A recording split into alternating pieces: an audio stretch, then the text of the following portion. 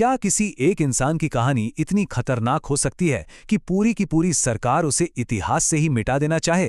तो चलिए आज समझते हैं केजीएफ चैप्टर 1 की दुनिया को, जो कि सत्ता, एक वादे और एक जबरदस्त बगावत की कहानी है।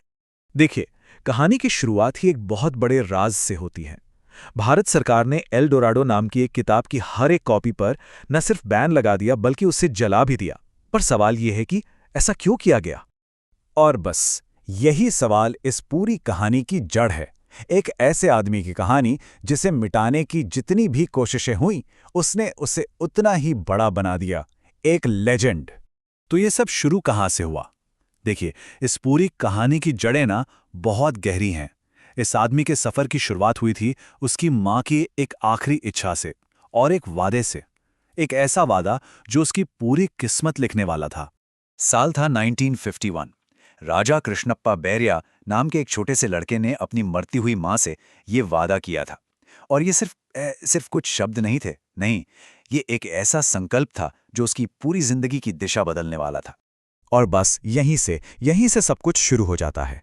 उसका हर एक काम, हर फैसला सिर्फ और सिर्फ उसी एक वादे से जुड़ा था। उसकी माँ के कहे हुए शब्द उसके लिए पत्थर की लकीर बन गए थे। एक ऐसा कानून जिसे उसने कभी नहीं तोड़ा। अपने वादे की इसी आग को दिल में लिए वो पहुंच गया बंबई, एक ऐसा शहर जो सपनों को पंख भी देता है और उन्हें कुचल भी देता है। और यहीं से उसके गैंगस्टर बनने का सफर असल में शुरू हुआ। और बंबई में उसकी तरक्की की रफ्तार हैरान कर देने वाली थी। मतलब सोचिए, सिर्फ 20 सालों में वो गलियों में जूते पॉलिश करने वाले एक लड़के से सीधा अंडरवर्ल्ड का बेताज बादशाह बन गया। उसकी क्रूरता और उसकी काबिलियत का कोई मुकाबला ही नहीं था। उसकी फिलॉसफी, उसका मानना बिल्कुल साफ था, सिर्फ ताकत ही सब कुछ है। और उसने ये भी समझ लिया था कि अगर दुनिया पर राज करना है तो उसे उस जगह पहुंचना होगा जहां असली ताकत बसती है, बंबई। बंबई तो सिर्फ एक पहली सीढ़ी थी। और अब कहानी में आता है सबसे बड़ा ट्विस्ट। बंबई में उसकी भूख, उसकी महत्वाकांक्षा उसे एक ऐसी दुनिया के दरवाजे पर ले आती है जो कहीं ज्यादा खतरनाक थी। रॉकी, जो अब तक खुद एक पावर बन चुका था, उसे उसके बॉस एक मिशन देते हैं। एक ऐसा मिशन जिसे सब नामुमकिन मानते थे। ये सिर्फ किसी को मारने का काम नहीं था, ये एक जीता जागता किला भेदने जैसा था। रॉकी ने बंबई में जो कुछ भी देखा या किया था ना, वो केजीएफ की असली क्रूर दुनिया के सामने कुछ भी नहीं था। मतलब कुछ भी नहीं। केजीएफ एक ऐसी जगह थी, एक ऐसा नर्क जहां इंसानियत का कोई नामो निशान तक नहीं था। तो अपने मिशन के लिए रॉकी केजीएफ में घुस तो जाता है, लेकिन वहां पहुंचकर जो होता है वो उसके प्लान का हिस्सा बिल्कुल नहीं था, बल्कि उससे कहीं ज्यादा बड़ा था। वो केजीएफ में घुसता है एक गुलाम बनकर। वहां वो ऐसे जुल्म देखता है जिसकी कोई कल्पना भी नहीं कर सकता। और फिर वो एक ऐसा कदम उठाता है जो सब कुछ बदल देता है। एक छोटे से बच्चे और उसके दादा को बचाने के लिए वो सबके सामने एक गार्ड को मार देता है। और बस उसी पल से गुलामों की नजर में वो एक कैदी से मसीहा बन जाता है।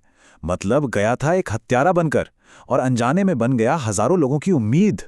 जरा वहां के हालात सोचकर देखिए। 20,000 गुलाम, और उन पर पहरा दे रहे थे सिर्फ 400 गार्ड्स।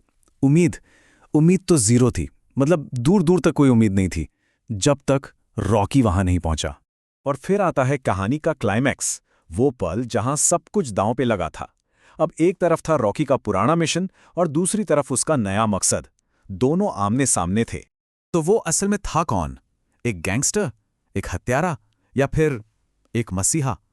सच तो यह है कि वो एक ही वक्त में ये तीनों था, और यही बात उसे सबसे ज्यादा खतरनाक और दिलचस्प बनाती है।